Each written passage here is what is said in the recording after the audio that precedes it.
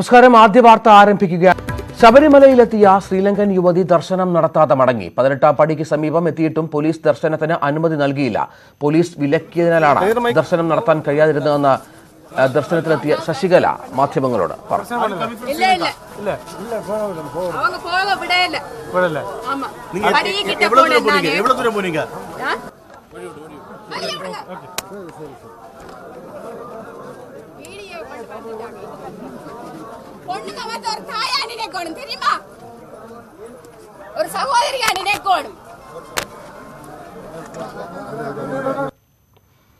പമ്പയിൽ തിരിച്ചെത്തിയ ശശികലയും കുടുംബവും കനത്ത പോലീസ് സുരക്ഷയിലാണ് മടങ്ങിയത്. വിവരങ്ങളുമായി പമ്പയിൽ നിന്നും TG സജിത്ത് ചേരുന്നു. സജിത്ത്, ഇന്നലെ രാത്രി ഉണ്ടായ നാടകീയമായ സംഭവ വികാസങ്ങൾ അതൊന്ന് വിശദീകരിക്കാമോ?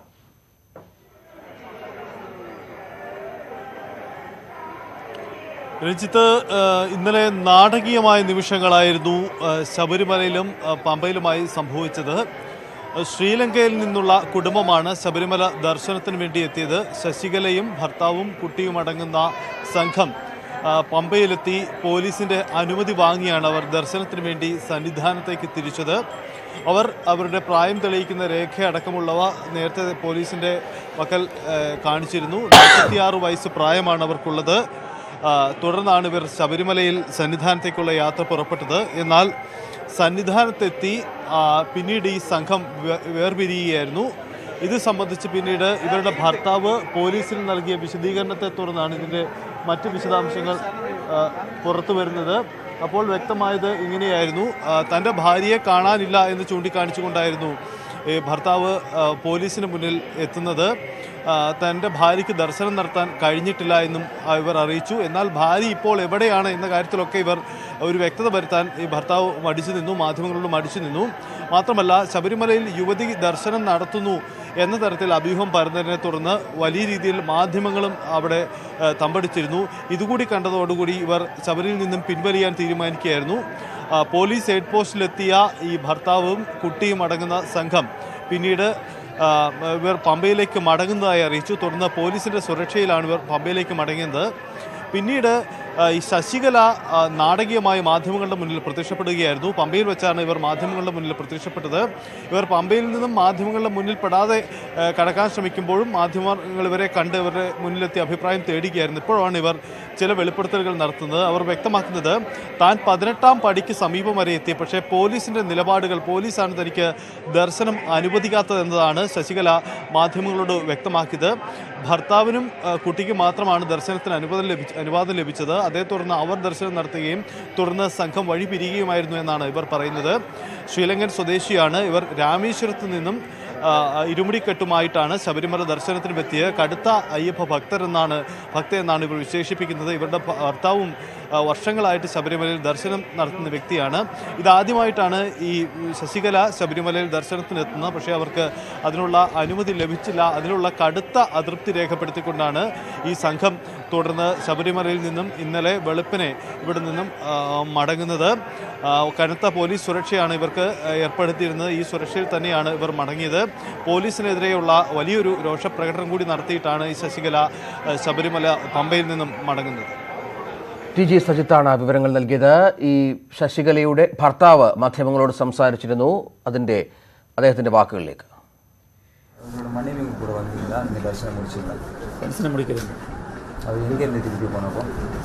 சரியா இடம் தெரியல, செனக்கூடத்தில் சரியா இடம் சொல்ல முடியல. இதனால விடையில ஒன்றும் விடையில இருக்கு. அப்போ நானும் பையனும் தரிசனம் பண்ணேன். ஆனால் இனிமேல் யாரையும் கேட்காதீங்க, தரிசனம் பண்ணா சொல்லி கேட்காங்க. யாரையும் எந்த மாதிரியும் கேட்காங்க. கடவுள் தான் முடிவெடுக்கிற தரிசனம் பண்ணுறது. ശബരിമല ദർശനത്തിനെത്തും മുമ്പ് യുവതികളായ ബിന്ദുവും കനകദുർഗയും താമസിച്ചത് കർണാടകയിലെ കുടകിൽ. ഇവർ താമസിച്ചിരുന്ന ഹോട്ടലിലെ CCTV ദൃശ്യങ്ങൾ ന്യൂസ് 18 ലഭിച്ചു. ഡിസംബർ 31-നാണ് ഇരുവരും കുടകിൽ നിന്നും കേരളത്തിലേക്ക് യാത്ര തിരിച്ചത്.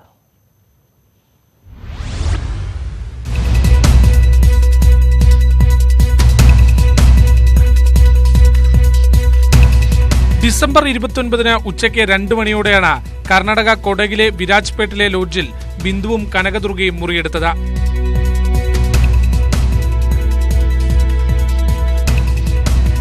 ബിന്ദുവിന്റെ കോഴിക്കോട്ടെ വിലാസമാണ് ലോഡ്ജ് രജിസ്റ്ററിൽ രേഖപ്പെടുത്തിയത്.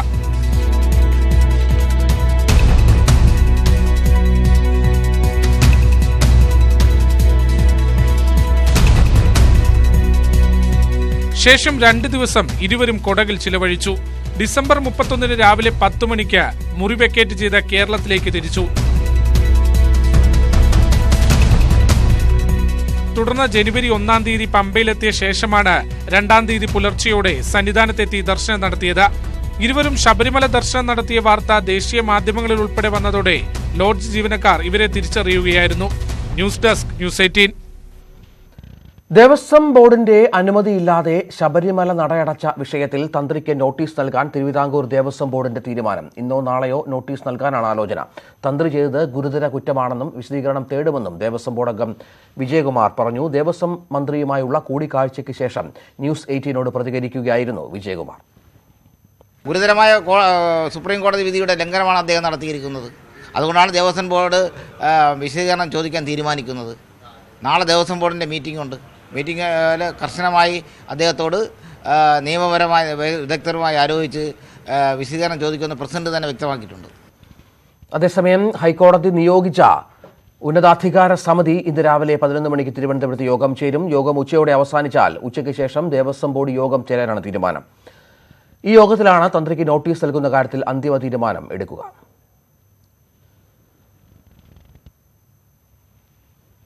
ഹർത്താലുമായി ബന്ധപ്പെട്ട് സംസ്ഥാനത്തുണ്ടായ അക്രമ സംഭവങ്ങളിൽ സർക്കാർ ഗവർണർക്ക് വിശദമായ റിപ്പോർട്ട് നൽകും. അക്രമ സംഭവങ്ങളുടെ വിശദാംശങ്ങൾ ശേഖരിക്കാൻ സർക്കാർ പോലീസിന് നിർദ്ദേശം നൽകി. ക്രമസമാധാന നില സംബന്ധിച്ച് ഗവർണർ സർക്കാരിനോട് അടിയന്തര റിപ്പോർട്ട് തേടിയിരുന്നു. ശബരിമല സ്ത്രീ പ്രവേശനത്തിനു ശേഷം സംസ്ഥാനത്ത് നടന്ന അക്രമങ്ങളുടെ വിശദ വിവരശേഖരണം സർക്കാർ ആരംഭിച്ചു. ഓരോ വിഭാഗത്തിലും നേരെയുണ്ടായ അക്രമങ്ങളുടെയും നാശനഷ്ടങ്ങളുടെയും കണക്കെടുപ്പിനാണ് ജില്ലാ ഭരണകൂടങ്ങൾക്ക് നിർദ്ദേശം നൽകിയത്. പാർട്ടി ഓഫീസുകൾ, മാധ്യമങ്ങൾ, വഴിയാത്രക്കാർ, വാഹനങ്ങൾ, വ്യാപാര സ്ഥാപനങ്ങൾ, സർക്കാർ ഓഫീസുകൾ തുടങ്ങി മുഴുവൻ വിഭാഗങ്ങൾക്ക് നേരെ നടന്ന അക്രമങ്ങളുടെ വിശദ കണക്കെടുപ്പ് നടത്തും. ഈ റിപ്പോർട്ട് ഗവർണർക്കും നൽകും. സംസ്ഥാനത്തെ പൊതു ക്രമസമാധാന നില സംബന്ധിച്ചും ഗവർണറെ ബോധ്യപ്പെടുത്തും. മുഖ്യമന്ത്രി നേരിട്ട് ഗവർണറെ സന്ദർശിച്ച് റിപ്പോർട്ട് കൈമാറാനും സാധ്യതയുണ്ട്. ഇന്നലെയാണ് സംസ്ഥാനത്തെ ക്രമസമാധാന നിലയിൽ ഗവർണർ സർക്കാരിനോട് റിപ്പോർട്ട് തേടിയത്. ശബരിമലയിലെ യുവതീ പ്രവേശനത്തിനു ശേഷം സംസ്ഥാനത്ത് വ്യാപക അക്രമവും പൊതു സ്വകാര്യ മുതൽ നശീകരണവും നടക്കുന്ന സാഹചര്യത്തിലാണ് ഗവർണറുടെ നടപടി. സമാധാനം ഉറപ്പുവരുത്താൻ എല്ലാ വിഭാഗം ജനങ്ങളും സഹകരിക്കണമെന്നും ഗവർണർ ആഹ്വാനം ചെയ്തിരുന്നു. സംസ്ഥാനത്തെ അക്രമങ്ങളിലെ ആശങ്ക പ്രതിപക്ഷ നേതാവ് രമേശ് ചെന്നിത്തല ഫോണിലൂടെ ഗവർണറെ അറിയിച്ചിരുന്നു. കേന്ദ്രം ഭരിക്കുന്ന പാർട്ടിയും സംസ്ഥാനം ഭരിക്കുന്ന പാർട്ടിയും പരസ്പരം ഏറ്റുമുട്ടുകയും അക്രമം അഴിച്ചുവിടുകയാണെന്നുമാണ് പ്രതിപക്ഷ ആരോപണം. V Arun, news 18 Thiruvananthapuram. സംസ്ഥാനത്ത് ഇന്നലെ നടന്ന ഹർത്താലിലെ അക്രമങ്ങളുമായി ബന്ധപ്പെട്ട് 745 പേരെ പോലീസ് അറസ്റ്റ് ചെയ്തു. ഇന്ന് കൂടുതൽ അറസ്റ്റ് ഉണ്ടാകുമെന്നാണ് സൂചന. 559 കേസുകളിലായാണ് 745 പേരെ അറസ്റ്റ് ചെയ്തത്. പൊതുമുതൽ നശിപ്പിച്ചതിനാണ് കൂടുതൽ പേർക്കെതിരെ കേസ്. 628 പേരെ വിട്ടുതടങ്കലിലാക്കിയിട്ടുണ്ട്. ഇവരിൽ ചിലരുടെ അറസ്റ്റ് ഇന്ന് രേഖപ്പെടുത്തും. പാലക്കാട്, തിരുവനന്തപുരം, കോഴിക്കോട്, കാസർഗോഡ് ജില്ലകളിലായി വ്യാപക തെരച്ചിൽ നടത്താനാണ് പോലീസ് തീരുമാനം. അക്രമികളെ കണ്ടെത്താൻ ഓപ്പറേഷൻ ബ്രോക്കൺ വിൻഡോ എന്ന പേരിലാണ് തെരച്ചിൽ നടത്തുക. ഇന്നലെ അറസ്റ്റ് ചെയ്തവരെ ഇന്ന് കോടതിയിൽ ഹാജരാക്കും. ഹർത്താലുമായി ബന്ധപ്പെട്ട ആക്രമണങ്ങളെ തുടർന്ന് പാലക്കാട് നഗരത്തിൽ പോലീസ് നിരോധനാജ്ഞ ഏർപ്പെടുത്തി. വൈകിട്ട് 6 വരെയാണ് നിരോധനാജ്ഞ. ജില്ലയിൽ ഇന്നലെ രാത്രിയും അക്രമമുണ്ടായി. പുതുപരിയാരം പഞ്ചായത്ത് വൈസ് പ്രസിഡന്റിന്റെ വീടിന് നേരെയാണ് ആക്രമണമുണ്ടായത്. കാസർഗോഡ് ജില്ലയിലെ മഞ്ചേശ്വരം താലൂക്കിലും നിരോധനാജ്ഞ പ്രഖ്യാപിച്ചിട്ടുണ്ട്.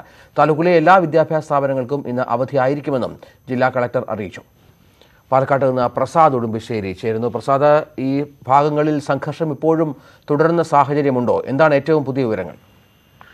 രഞ്ജിത്ത്, പാലക്കാട് നഗരത്തിലും അതിനോട് ചേർന്ന സമീപ പ്രദേശങ്ങളിലും എല്ലാം തന്നെ സംഘർഷ സാധ്യത ഇപ്പോഴും നിലനിൽക്കുകയാണ്. അതുകൂടി കണക്കിലെടുത്താണ് ഇന്നലെ കലക്ടർ പാലക്കാട് ഇന്ന് വൈകിട്ട് 6 മണി വരെ നിരോധനാജ്ഞ പ്രഖ്യാപിച്ചിട്ടുള്ളത്. ഇന്നലെ രാത്രി വീണ്ടും പുതുപ്പരിയാരത്ത്, അതായത് പാലക്കാട് നഗരത്തോട് ചേർന്നിട്ടുള്ള തൊട്ട് പഞ്ചായത്തായ പുതുപ്പരിയാരം പഞ്ചായത്തിലെ വൈസ് പ്രസിഡന്റ് ശോഭനയുടെ വീടിന് നേരെയും ആക്രമണമുണ്ടായി. അവരുടെ വീടിന് മുന്നിൽ നിർത്തിയിട്ടുള്ള കസേരകളും അതോടൊപ്പം വീടിന്റെ ജനൽ ചില്ലുകളും എല്ലാം തന്നെ എറിഞ്ഞു തകർത്തു. ഇന്നലെ രാവിലെ മുതൽ നീണ്ട സംഘർഷമാണ് ഉള്ളത്. ബിജെപിയുടെ നേതൃത്വത്തിൽ നടത്തിയ കർമ്മസമിതിയുടെ പ്രതിഷേധ പ്രകടനത്തോടുകൂടിയ അക്രമം വൈകിട്ട് LDFന്റെ പ്രകടനത്തിലും തുടർന്നു. ഇതേ തുടർന്നാണ് ജില്ലാ കളക്ടർ നിരോധനാജ്ഞ പ്രഖ്യാപിച്ചിട്ടുള്ളത്. കാരണം ഇന്നലെ രണ്ട് പാർട്ടി മുന്നണികളും ഈ സംഘടിച്ച് വീണ്ടും സംഘർഷത്തിന് സാധ്യതയുണ്ട് എന്നതായിരുന്നു കണക്കിലെടുത്തായിരുന്നു നിരോധനാജ്ഞ പ്രഖ്യാപിച്ചിട്ടുള്ളത്. തൊട്ടടുത്ത പഞ്ചായത്തിൽ പുതുപ്പരിയാരം പഞ്ചായത്തിൽ രാത്രി 12 മണിയോടുകൂടിയാണ് അക്രമ സംഭവം ഉണ്ടായിട്ടുള്ളത്. പഞ്ചായത്ത് വൈസ് പ്രസിഡന്റ് വീടിന് നേരെയാണ് അക്രമം നടന്നിട്ടുള്ളത്. മറ്റ് ഭാഗങ്ങളിലെല്ലാം തന്നെ ഈ ഇത്തരത്തിൽ സംഘർഷ സാധ്യത നിലനിൽക്കുകയാണ്. ഇന്നലെ വൈകിട്ട് മണ്ണാർക്കാടും പോലീസ് ലാത്തി വീശിയിരുന്നു. പ്രധാനമായും പാലക്കാട് നഗരവും അതിനോട് ചേർന്നിട്ടുള്ള സമീപ പ്രദേശങ്ങളും, മറ്റൊന്ന് ഒറ്റപ്പാലം മേഖല, മണ്ണാർക്കാട് മേഖല എന്നിവയാണ് പിന്നെ സംഘർഷ സാധ്യതകൾ നിലനിൽക്കുന്നത്. അതിൽ ഏറ്റവും കൂടുതൽ സംഘർഷ സാധ്യത നിലനിൽക്കുന്ന പാലക്കാട് നഗരത്തിലാണ് ഇപ്പോൾ നിരോധനാജ്ഞ പ്രഖ്യാപിച്ചിട്ടുള്ളത്. ഇതിനു പുറമെ ഇപ്പോൾ കാസർഗോഡ് ജില്ലയിൽ മഞ്ചേശ്വരത്തും നിരോധനാജ്ഞ പ്രഖ്യാപിച്ചിട്ടുണ്ട്. അവിടെ നേരത്തെ തന്നെ വനിതാ മതിലുമായി ബന്ധപ്പെട്ടുകൊണ്ട് സംഘർഷം നിലനിന്നിരുന്നു. അതിന്റെ തുടർച്ചയായി ഇന്നലെ വീണ്ടും സംഘർഷം ഉടലെടുത്ത സാഹചര്യത്തിലാണ് മഞ്ചേശ്വരത്ത് നിരോധനാജ്ഞ പ്രഖ്യാപിച്ചിട്ടുള്ളത്. അവിടെ വിദ്യാഭ്യാസ സ്ഥാപനങ്ങൾക്കുൾപ്പെടെ അവധി നൽകിയിട്ടുണ്ട്. പക്ഷേ പാലക്കാട് വിദ്യാഭ്യാസ സ്ഥാപനങ്ങൾക്കൊന്നും തന്നെ അവധി നൽകിയിട്ടില്ല. പോലീസ് പാലക്കാട് സംഘർഷം ഉണ്ടാകാൻ സാധ്യതയുള്ള മേഖലയെല്ലാം തന്നെ പോലീസ് നിരീക്ഷണം ശക്തമാക്കിയിട്ടുണ്ട്. എന്നിട്ട് പോലും മറ്റ് സമീപ പ്രദേശങ്ങളിലെല്ലാം തന്നെ അക്രമം ഉണ്ടായത് ആശങ്ക ഉണ്ടാക്കുന്നുണ്ട്. ഇന്നലെ വലിയ വിമർശനം ഉയർന്നത് പോലീസിന്റെ ഭാഗത്തു നിന്നും തുടക്കത്തിൽ വേണ്ട രീതിയിൽ ഇടപെടൽ ഉണ്ടായില്ല എന്ന വിമർശനം ഉയർന്നിരുന്നു.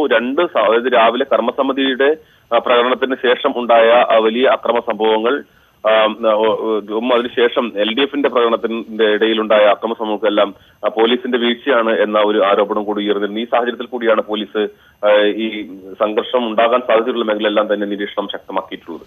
ഉപപ്രസാദ്, ഈ ഭാഗങ്ങളിൽ പോലീസിന്റെ ഇടപെടൽ അത് കൂടുതൽ അറസ്റ്റുകൾ ഉണ്ടാകാനുള്ള സാധ്യതകളുണ്ട്. സംസ്ഥാനമൊട്ടാകെ വ്യാപകമായ അറസ്റ്റുകൾ നടക്കുന്നു. ആ രീതിയിലുള്ള തിരച്ചിലുകൾ ഈ അക്രമ സംഭവങ്ങളുമായി ബന്ധപ്പെട്ടവരുടെ വീടുകളിലൊക്കെ നടക്കുന്നുണ്ടോ? എത്ര അറസ്റ്റുകൾ ആ ഭാഗത്ത് രേഖപ്പെടുത്തിയിട്ടുണ്ട്? ഇന്ന് കൂടുതൽ അറസ്റ്റ് ഉണ്ടാകാനുള്ള സാധ്യതയുണ്ടോ? ഇന്നും ഇതുമായി ബന്ധപ്പെട്ടുകൊണ്ട് കൂടുതൽ അറസ്റ്റുകൾ ഉണ്ടാകും. വീഡിയോ ഫുട്ടേജുകളും എല്ലാം തന്നെ പരിശോധിച്ചതിന് ശേഷമായിരിക്കും പോലീസ് നടപടിയെടുക്കുക. ഇന്നലെ 40ഓളം പേരെയാണ് പോലീസ് പാലക്കാട് നഗരത്തിൽ നിന്ന് മാത്രം അറസ്റ്റ് ചെയ്തിട്ടുള്ളത്. ഇനിയും കൂടുതൽ അറസ്റ്റ് ഉണ്ടാകുമെന്നാണ് പാലക്കാട് DYSP വ്യക്തമാക്കിയിട്ടുള്ളത്. അതോടൊപ്പം തന്നെ ഒറ്റപ്പാലത്ത് ഒറ്റപ്പാലം CI SI ഉൾപ്പെടെയുള്ള 16ഓളം പോലീസുകാർക്കും പരിക്കേറ്റിരുന്നു. അതുമായി ബന്ധപ്പെട്ട അറസ്റ്റ് നടപടികളെല്ലാം തന്നെ ഉണ്ടാകും. അതിൽ 10ഓളം പേരെയാണ് ഇന്നലെ കസ്റ്റഡിയിലെടുത്തത്. ബാക്കിയുള്ള ആളുകൾക്കെതിരെയും നടപടി ഉണ്ടാകും എന്നതാണ് വ്യക്തമാക്കുന്നത്. പോലീസ് ഇതുമായി ബന്ധപ്പെട്ട് അക്രമ സംഭവവുമായി ബന്ധപ്പെട്ടുള്ള മുഴുവൻ പേരെയും കർശന നടപടിയെടുക്കും എന്നുള്ള നിർദ്ദേശം തന്നെയാണ് ലഭിച്ചിട്ടുള്ളത്. ഇന്നലെ വൈകിട്ട് തൃശൂർ റേഞ്ച് IG അജിത് കുമാർ പാലക്കാട് സന്ദർശനം നടത്തിയിരുന്നു. മുഴുവൻ പേരെയും അറസ്റ്റ് ചെയ്യുക എന്ന് തന്നെയാണ് നിർദ്ദേശം. അതുകൊണ്ട് തന്നെ ഇതിന്റെ ആവശ്യമായ തെളിവുകൾ, അതായത് നേരത്തെ ഞാൻ സൂചിപ്പിച്ചതുപോലെ വീഡിയോ ഫുട്ടേജ് ഉൾപ്പെടെ പരിശോധിച്ചതിന് ശേഷം തുടർ നടപടികൾ ഉണ്ടാകും. ശരി, പ്രസാദ് ഉടുമ്പശ്ശേരിയാണ് പാലക്കാട്ട് നിന്ന് ഏറ്റവും പുതിയ വിവരങ്ങൾ പങ്കുവച്ചത്. പന്തളത്ത് BJP CPM സംഘർഷം മൂലമുണ്ടായ കല്ലേറിൽ പരിക്കേറ്റ് മരിച്ച ചന്ദ്രന്റെ മൃതദേഹം ഇന്ന് സംസ്കരിക്കും. തലക്കേറ്റ ക്ഷതങ്ങളാണ് മരണകാരണമെന്ന് പോസ്റ്റ്മോർട്ടം റിപ്പോർട്ട് പറയുന്നു. ഇതോടെ കസ്റ്റഡിയിലായ CPM പ്രവർത്തകർക്കെതിരെ കൊലക്കുറ്റത്തിനൊപ്പം ആൾക്കൂട്ട ആക്രമണത്തിനും കേസെടുത്തു. പോസ്റ്റ്മോർട്ടത്തിന് ശേഷം കോട്ടയം മെഡിക്കൽ കോളേജിലെ ഫോറൻസിക് വിഭാഗം അന്വേഷണ ഉദ്യോഗസ്ഥർക്ക് നൽകിയ റിപ്പോർട്ടിൽ തലക്കേറ്റ ക്ഷതമാണ് മരണകാരണമെന്ന് വ്യക്തമാക്കുന്നു. മുൻഭാഗത്തും പിൻഭാഗത്തും നിരവധി പാടുകളുണ്ട്. തലയോട്ടിക്കും പരിക്കേറ്റിട്ടുണ്ട്. ആന്തരിക രക്തസ്രാവവും ചന്ദ്രന്റെ മരണത്തിലേക്ക് നയിച്ചു. മുഖ്യമന്ത്രിയുടെയും തിരുവല്ല ബിലീവേഴ്സ് ചർച്ച് ആശുപത്രിയിലെ ഡോക്ടർമാരുടെയും ഹൃദയാഘാതമെന്ന നിഗമനം തള്ളുന്നതാണ് പോസ്റ്റ്മോർട്ടം റിപ്പോർട്ട്. ചന്ദ്രൻ ഹൃദയരോഗബാധിതനാണെങ്കിലും സ്വാഭാവികമായി ഉണ്ടായ ഹൃദയസ്തംഭനമല്ല മരണകാരണമെന്ന് ഫോറൻസിക് സംഘം വിലയിരുത്തുന്നു. തിരുവല്ലയിലെ സ്വകാര്യ ആശുപത്രിയിൽ സൂക്ഷിച്ചിരിക്കുന്ന മൃതദേഹം ഇന്ന് പന്തളത്തേക്ക് മാറ്റും. പോസ്റ്റ്മോർട്ടം റിപ്പോർട്ടിലെ കണ്ടെത്തലുകളുടെ അടിസ്ഥാനത്തിൽ കസ്റ്റഡിയിലുള്ള 4 CPM പ്രവർത്തകരിൽ 2 പേർക്കെതിരെ കൊലക്കുറ്റത്തിനൊപ്പം ആൾക്കൂട്ട ആക്രമണത്തിനും വകുപ്പുകൾ ചുമത്തി. ന്യൂസ് 18 കോട്ടയം. മാധ്യമപ്രവർത്തകർക്ക് നേരെ നടന്ന അക്രമങ്ങളെ അപലപിച്ച് BJP മുൻ നേതാവ് PP മുകുന്ദൻ മാധ്യമങ്ങളെ BJP നേതാക്കൾ ബഹിഷ്കരിച്ചതിനോട് അദ്ദേഹം വിയോജിച്ചു. ന്യൂസ് 18 പ്രൈം ഡിബേറ്റിൽ സംസാരിക്കുകയായിരുന്നു PP മുകുന്ദൻ. സംഭവിക്കാൻ പാടില്ലായിരുന്നു, സംഭവിക്കാനുള്ള സാഹചര്യം സൃഷ്ടിക്കാൻ പാടില്ലായിരുന്നു. മാധ്യമങ്ങളോട് സംബന്ധിച്ചിടത്തോളം ഒരു കാരണവശാലും ആ മാധ്യമങ്ങളുടെ നേർക്കുള്ള ആക്രമണം അത് അംഗീകരിക്കാൻ പറ്റാത്തതുമാണ്. ഈ പത്രക്കാരെ കരുതിക്കൂട്ടി ആക്രമിച്ചതാണ് എന്നുള്ള കാര്യത്തെ സംബന്ധിച്ചിടത്തോളം ആണെങ്കിൽ അന്വേഷിച്ച് അവരുടെ പേരിൽ നടപടിയെടുക്കും. വൈകുന്നേരം ഈ രാത്രിയിലെ ഈ ചർച്ചകൾ കൃത്യമായൊരു രാഷ്ട്രീയം ആളുകളിലേക്ക് എത്തുന്നുണ്ട്, അഭിപ്രായങ്ങളും നിലപാടുകളും പറയാൻ കിട്ടുന്ന ഒരു അവസരമാണ്. പക്ഷേ ആ ചർച്ചകളാകെ ബഹിഷ്കരിച്ച് ഈ അക്രമം നടത്തിയവർക്ക് ആവേശം പകരുന്ന നിലപാടാണ് നിർഭാഗ്യവശാൽ നേതാക്കൾ സ്വീകരിച്ചത്. അത് ഒഴിവാക്കേണ്ടതായിരുന്നില്ലേ? അത് ഒഴിവാക്കേണ്ടതായിരുന്നു. പറയേണ്ട കാര്യങ്ങളെ സംബന്ധിച്ചിടത്തോളം തുറന്നു പറയാനുള്ള വേദി ഉണ്ടാവുന്ന സമയത്ത് അങ്ങനെ പറയേണ്ടതാണ്. നമ്മുടെ കാര്യങ്ങളെ സംബന്ധിച്ചിടത്തോളം അത് വ്യക്തമാക്കി കൊടുക്കേണ്ട ചുമതലയും പ്രസ്ഥാനത്തിന്റെ ചുമതലപ്പെട്ട ആൾക്കാർക്കുണ്ട്. ഒരു കാരണവശാലും പിൻവാങ്ങാൻ പാടില്ല. വിശ്വാസി എന്ന നിലയിൽ ശബരിമലയിൽ സ്ത്രീകൾ പ്രവേശിക്കുവാൻ ആഗ്രഹിച്ചാൽ അതിൽ പ്രശ്നമില്ലെന്ന് ബി.ജെ.പി. നേതാവും രാജ്യസഭാംഗവുമായ വി. മുരളീധരൻ. വിശ്വാസികളായി എത്തുന്ന സ്ത്രീകൾക്ക് ശബരിമല പ്രവേശനം സാധ്യമാക്കുക എന്നത് സർക്കാരിന്റെയും പോലീസിന്റെയും ഉത്തരവാദിത്തമാണ്. എന്നാൽ ആക്ടിവിസ്റ്റുകളെ മലകയറ്റാനാണ് സർക്കാർ ശ്രമിക്കുന്നതെന്നും മുരളീധരൻ ആരോപിച്ചു. CNN ന്യൂസ് 18 ചർച്ചയിലായിരുന്നു മുരളീധരന്റെ പ്രതികരണം. There is no issue. I don't say that if women wanted to enter as a devotee and the police gave the protection, it was the duty of the police, it is the duty of the state. Yes. And it was the duty of the state to obey the order of the Supreme Court. But here, the issue is not that the women came there on their own and the police gave the protection. It was a planned effort by the police. And the protection was not given from Pampa.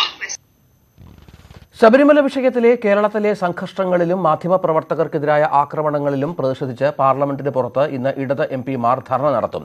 ഡൽഹിയിൽ ഇന്നലെ മാധ്യമപ്രവർത്തകർക്ക് നേരെയുണ്ടായ ആക്രമണം സഭയിൽ ഉന്നയിക്കാൻ MP-മാർ notice നൽകും. ശബരിമലയിൽ ആചാര സംരക്ഷണത്തിന് കേന്ദ്ര നിയമനിർമ്മാണം നടത്തണമെന്നാവശ്യപ്പെട്ട് UDF MP-മാരും നോട്ടീസ് നൽകും.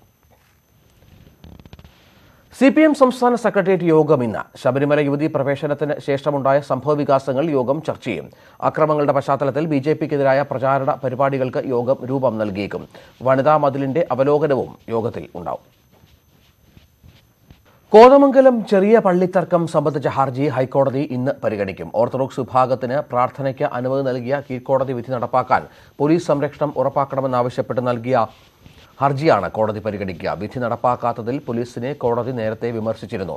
തുടർന്ന് ഓർത്തഡോക്സ് വിഭാഗത്തിന് പ്രാർത്ഥന നടത്താൻ പോലീസ് സംരക്ഷണം ഒരുക്കിയെങ്കിലും യാക്കോബായ വിഭാഗത്തിന്റെ പ്രതിഷേധം മൂലം പിന്മാറിയിരുന്നു. ഈ സാഹചര്യത്തിലാണ് കേസ് കോടതി ഇന്ന് വീണ്ടും പരിഗണിക്കുക. മഞ്ചേശ്വരം നിയമസഭാ തെരഞ്ഞെടുപ്പിൽ ക്രമക്കേട് ആരോപിച്ച സ്ഥാനാർത്ഥിയായിരുന്ന BJP-യിലെ K. സുരേന്ദ്രൻ നൽകിയ ഹർജി ഹൈക്കോടതി ഇന്ന് പരിഗണിക്കും. എതിർ സ്ഥാനാർത്ഥിയായിരുന്ന അന്തരിച്ച മുസ്ലിം ലീഗ് MLA PB അബ്ദുൾ റസാഖിന്റെ മകൻ കേസിൽ കക്ഷി ചേർന്നിട്ടുണ്ട്. കഴിഞ്ഞ നിയമസഭാ തെരഞ്ഞെടുപ്പിൽ 89 വോട്ടുകൾക്കാണ് അബ്ദുൾ റസാഖ് വിജയിച്ചത്. മരിച്ചുപോയവരുടെയും വിദേശത്തുള്ളവരുടെയും പേരിൽ റസാഖിന് അനുകൂലമായി കള്ളവോട്ട് ചെയ്തിട്ടുണ്ടെന്നും ഇവരുടെ വോട്ട് ഒഴിവാക്കിയാൽ തെരഞ്ഞെടുപ്പ് ഫലം മറ്റൊന്നാകുമെന്നും ചൂണ്ടിക്കാട്ടിയാണ് സുരേന്ദ്രൻ കോടതിയെ സമീപിച്ചത്. അബ്ദുൾ റസാഖിന്റെ തെരഞ്ഞെടുപ്പ് റദ്ദാക്കി തന്നെ വിജയായി പ്രഖ്യാപിക്കണമെന്നാണ് സുരേന്ദ്രന്റെ ഹർജിയിലെ ആവശ്യം. അയോധ്യയിൽ രാമക്ഷേത്ര നിർമ്മാണത്തിനായി സംഘപരിവാർ സമ്മർദ്ദം തുടരുന്നതിനിടെ അയോധ്യ തർക്കഭൂമി കേസ് സുപ്രീംകോടതി ഇന്ന് പരിഗണിക്കും. കേസ് വേഗത്തിൽ പരിഗണിക്കണമെന്നാവശ്യപ്പെട്ടുള്ള പൊതുതാൽപര്യ ഹർജിയും കോടതിയുടെ പരിഗണനയ്ക്ക് എത്തും. തർക്കസ്ഥലം 3ആയി വിഭജിച്ച അലഹബാദ് ഹൈക്കോടതി വിധിക്കെതിരായ 13 അപ്പീലുകളിലാണ് കോടതി വാദം കേൾക്കുക. Chief justice Ranjan Gogoi, justice Sanjay Kishan Kaul എന്നിവർ അംഗങ്ങളായ ബെഞ്ചാണ് ഹർജികൾ പരിഗണിക്കുക. ഹർജികളിൽ വാദം കേൾക്കാൻ 3-അംഗ ബെഞ്ചിന് രൂപം നൽകണോ, അന്തിമവാദം എപ്പോൾ തുടങ്ങണം എന്നീ വിഷയങ്ങളിൽ കോടതി ഇന്ന് നിലപാട് വ്യക്തമാക്കിയേക്കും. അമേരിക്കൻ ജനപ്രതിനിധി സഭയുടെ സ്പീക്കറായി ഡെമോക്രാറ്റ് അംഗം നാൻസി പെലോസി വീണ്ടും തെരഞ്ഞെടുക്കപ്പെട്ടു. അമേരിക്കയിലെ നിലവിലെ പ്രതിസന്ധികൾക്ക് എത്രയും വേഗം പരിഹാരം കാണുകയാണ് ആദ്യ ലക്ഷ്യമെന്ന് നാൻസി പറഞ്ഞു. ഇടക്കാല തെരഞ്ഞെടുപ്പോടെ സഭയുടെ നിയന്ത്രണം ഏറ്റെടുത്ത ഡെമോക്രാറ്റുകൾ നാൻസി പെലോസിയുടെ ജയത്തോടെ കൂടുതൽ ശക്തരായി. സാമ്പത്തിക അടിയന്തരാവസ്ഥയിലൂടെ അമേരിക്കൻ ജനത നേരിടുന്ന പ്രതിസന്ധി ഉടൻ പരിഹരിക്കുമെന്നും പ്രസിഡന്റ് ഡൊണാൾഡ് ട്രംപിന്റെ മെക്സിക്കൻ മതിലിനോട് സഹകരിക്കില്ലെന്നും നാൻസി വ്യക്തമാക്കി. We must remove all doubt that they do and say to them individually, we will have an economy that works for you. സാമ്പത്തിക അടിയന്തരാവസ്ഥ മറികടക്കാനുള്ള ബില്ലുകൾ സഭയിൽ പാസാക്കാനാണ് ഡെമോക്രാറ്റുകളുടെ നീക്കം. ബില്ലിൽ മെക്സിക്കൻ മതിൽ നിർമ്മാണത്തിന് പണം വകയിരുത്തുകയില്ലെന്നും നിലപാടെടുക്കുന്നു. എന്നാൽ ഇത് അംഗീകരിക്കില്ലെന്നാണ് റിപ്പബ്ലിക്കൻ സെനറ്റർമാരുടെ നിലപാട്. അതേസമയം നാൻസിയുടെ ജയം സ്വാഗതം ചെയ്ത് ഡൊണാൾഡ് ട്രംപ് രംഗത്തെത്തി. രാജ്യത്തിനായി ഒരുമിച്ചുള്ള പ്രവർത്തനം കാഴ്ചവെക്കാൻ കഴിയുമെന്ന് ട്രംപ് പ്രതീക്ഷ പ്രകടിപ്പിച്ചു. I just want to start off by congratulating Nancy Pelosi on being elected Speaker of the House. It's a very, very great achievement. And hopefully we're going to work together and we're going to get lots of things done like infrastructure and so much more. I know they... എന്തായാലും ചടുലമായ രാഷ്ട്രീയ നീക്കങ്ങൾക്കായിരിക്കും America ഉടൻ വേദിയാകുക. News desk, news 18. ചന്ദ്രന്റെ ഇരുണ്ട ഭാഗത്ത് ചൈനയുടെ പര്യവേക്ഷണ പേടകം സുരക്ഷിതമായി ഇറങ്ങി. ചൈനയുടെ ചാങ് ഇ 4 എന്ന പേടകമാണ് ഡാർക്ക് സൈഡ് എന്ന് വിളിക്കുന്ന പ്രദേശത്ത് ഇറങ്ങിയത്. ഭൂമിക്ക് അഭിമുഖമായി വരാത്ത ചന്ദ്രന്റെ ഇരുണ്ട മേഖലയിൽ ഇതാദ്യമായാണ് ഒരു പരീക്ഷണ പേടകം ഇറങ്ങുന്നത്. ചന്ദ്രന്റെ ദക്ഷിണ ധ്രുവത്തിലെ എയ്ക്കൺ താഴ്വാരത്തിൽ പർവ്വതങ്ങളും കുഴികളും നിറഞ്ഞ പ്രദേശത്താണ് ചാങ് ഇ 4 വിജയകരമായി ഇറങ്ങിയത്. ചന്ദ്രനിലെ മണ്ണിന്റെ ഘടന, സൗരോർജം, ജീവൻ നിലനിർത്തുന്നതിന്റെ സാധ്യതകൾ എന്നിവയാണ് ചാങ് ഇ 4ന്റെ പ്രധാന പഠന മേഖല. 3 കിലോ വിത്തുകളും പട്ടുനൂൽ പുഴുവിന്റെ മുട്ടകളും പേടകത്തിൽ കരുതിയിട്ടുണ്ട്. ഭൂമിയുമായുള്ള ആശയവിനിമയത്തിന് ചന്ദ്രന്റെ ഡാർക്ക് സൈഡിൽ നിന്നും സിഗ്നലുകൾ നേരിട്ട് ലഭിക്കില്ല. ഇതിനായി ഭൂമിക്കും ചന്ദ്രനുമിടയിൽ ക്വിച്ചിയോ എന്ന പ്രത്യേക ഉപഗ്രഹം ചൈന നേരത്തെ വിക്ഷേപിച്ചിരുന്നു.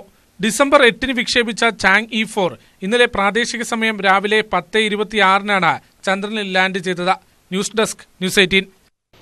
ഇടുക്കിയിലെ വിനോദസഞ്ചാര മേഖലയായ മണിയാറൻകുടിയിലേക്ക് എത്തുന്ന സഞ്ചാരികളുടെ എണ്ണത്തിൽ വർധനവ്. ജില്ലാ ആസ്ഥാനമായ പൈനാവിൽ നിന്നും 7 കിലോമീറ്റർ മാത്രമാണ് മണിയാറൻകുടിയിലേക്ക് ഉള്ളത്. ഗോത്രവർഗ വിഭാഗങ്ങളുടെ ആവാസ മേഖലയായിരുന്ന മണിയാറൻകുടി ഇന്ന് പുരോഗതിയുടെ പാതയിലാണ്. അടുത്തിടെ മണിയാറൻകുടിയുടെ പ്രകൃതി ഭംഗി ആസ്വദിക്കാൻ നിരവധി ആളുകൾ എത്തുന്നുണ്ട്. പഞ്ചപാണ്ഡവന്മാർ ഇവിടെ താമസിച്ചിട്ടുണ്ടെന്നാണ് ഐതിഹ്യം. അന്ന് ഭീമൻ ചവിട്ടിയതായി പറയുന്ന കാൽപ്പാടും അർജുനൻ അമ്പെയ്ത അടയാളമായി തുളകണ്ണൻ പാറയുമെല്ലാം ഇവിടെ എത്തുന്നവർക്ക് പുതിയ അനുഭവമാണ്. മണിയാറൻകുടിയിൽ നിന്ന് കാട് വഴി വന്നു കഴിഞ്ഞാൽ കാണാൻ പറ്റിയ സ്ഥലങ്ങളെന്ന് പറഞ്ഞു കഴിഞ്ഞാൽ കുറേ തന്നെയുണ്ട്. ഇപ്പം പാൽക്കുളമേടുണ്ട്, മക്കോള്ളിയുണ്ട്, അതുപോലെ തന്നെ ഇടുക്കി ഉടുമ്പന്നൂർ റോഡുണ്ട്. ഇവിടെ നിന്ന് പോയി കഴിഞ്ഞാൽ നിസ്സാര കിലോമീറ്റർ ഉണ്ട്. ഇടുക്കി നിന്ന് നമുക്ക് ഉടുമ്പന്നൂര് തൊടുപുഴ എത്താവുന്നതാണ്. വാഴത്തോപ്പിലേക്ക് പതിറ്റാണ്ടുകൾക്ക് മുൻപ് തൊടുപുഴ, കുന്നത്തുനാട്, മീനച്ചിൽ താലൂക്കുകളിൽ നിന്ന് കുടിയേറ്റ കർഷകർ കാൽനടയായി എത്തിയതും ഈ മണിയാറൻകുടിയിലൂടെയായിരുന്നുവെന്നാണ് കരുതുന്നത്. ഇടുക്കിയുടെ ടൂറിസം ഭൂപടത്തിൽ പുതിയൊരിടം നേടാൻ കഴിയുന്ന മണിയാറൻകുടിയിലെ സാധ്യതകൾ പ്രയോജനപ്പെടുത്തണമെന്നാണ് പ്രദേശവാസികളുടെ ആവശ്യം. ന്യൂസ് 18 ഇടുക്കി. കാസർഗോഡ് വിവിധ പ്രദേശങ്ങളിൽ കീടബാധയേറ്റ് നെൽകൃഷി നശിച്ചു. ചെറുവത്തൂർ, കയ്യൂർ, ചീമേനി, പീലിക്കോട് പഞ്ചായത്തുകളിലെ ഏക്കർ കണക്കിന് പാടശേഖരങ്ങളിലാണ് വ്യാപകമായ കൃഷിനാശം ഉണ്ടായത്. ബ്രൗൺ പ്ലാന്റ് ഹോപ്പർ എന്ന കീടമാണ് കൃഷിനാശത്തിന് കാരണമാകുന്നതെന്നാണ് കൃഷിവകുപ്പ് അധികൃതർ പറയുന്നത്. നെൽച്ചെടിയുടെ നീരൂറ്റി കുടിക്കുകയാണ് ഇത്തരം കീടങ്ങൾ ചെയ്യുക. കൃഷി ചെയ്ത് 1 മാസം പിന്നിടുമ്പോഴേക്കും കീടബാധ പടരുന്നതോടെ കൃഷി പൂർണ്ണമായും നശിക്കുന്നു. പിലിക്കോട് പഞ്ചായത്തിലെ പാടാളം, മല്ലപ്പിൽ, കയ്യൂർ, ചീമേനി പഞ്ചായത്തിലെ പുലിയന്നൂർ, ചെറുവത്തൂർ പഞ്ചായത്തിലെ കൊടക്കവയൽ എന്നിവിടങ്ങളിലാണ് വ്യാപകമായ തോതിൽ കൃഷിനാശം ഉണ്ടായത്. തുലാവർഷത്തിന്റെ ലഭ്യത കുറഞ്ഞതാണ് കീടബാധയ്ക്ക് കാരണമെന്ന് കർഷകരും കൃഷിവകുപ്പ് ഉദ്യോഗസ്ഥരും പറയുന്നു. ആദ്യം നട്ട് കഴിഞ്ഞിട്ട് ഏതാനും 2 ആഴ്ച കഴിഞ്ഞപാട് ഒരു തരം ഉപ്പുവെള്ളം കയറിയ പോലത്തെ ഒരു രോഗം വന്നു. എല്ലാം വരമ്പിന്റെ മൂല്യം അരിവും മാത്രമേ ഉണ്ടായിരുന്നു, ബാക്കിയെല്ലാം നശിച്ചു പോയി. പിന്നെ അതിന് അസാട്ടാഫ് എന്ന് പറയുന്ന ഒരു മരുന്ന് മേടിച്ച് അടിച്ചേ പിന്നെ ഓരോന്ന് ബാക്കിയായി. പിന്നീട് പല മരുന്നും അടിച്ചു. ഒരുപാട് ചിലവാണ് ഇത്തവണ. കൃഷിക്ക് എല്ലാം കൊണ്ടും പല ചിലവാണ്. ഈ രോഗം വരാനും കാരണം ലാഭർഷമില്ലാത്തതുകൊണ്ടാണ്. പാടശേഖരങ്ങളിൽ കീടബാധ പടർന്നു പിടിച്ചത് കടുത്ത ആശങ്ക സൃഷ്ടിച്ചിരുന്നുവെങ്കിലും മരുന്നു പ്രയോഗം ഫലവത്താകുന്നുണ്ടെന്ന് കർഷകർ പറയുന്നു. മഴ ലഭ്യത കുറഞ്ഞത് പാടങ്ങളിൽ ജലദൗർബല്യത്തിനും കാരണമാകുന്നു. നീർച്ചാലുകൾ വരണ്ടു തുടങ്ങി. ജലസേചന പ്രവർത്തനങ്ങൾ ഉടൻ ആരംഭിച്ചില്ലെങ്കിൽ ശേഷിക്കുന്ന നെൽകൃഷിയും നശിക്കുമെന്ന ആശങ്കയിലാണ് കർഷകർ. ന്യൂസ് 18 കാസർഗോഡ്.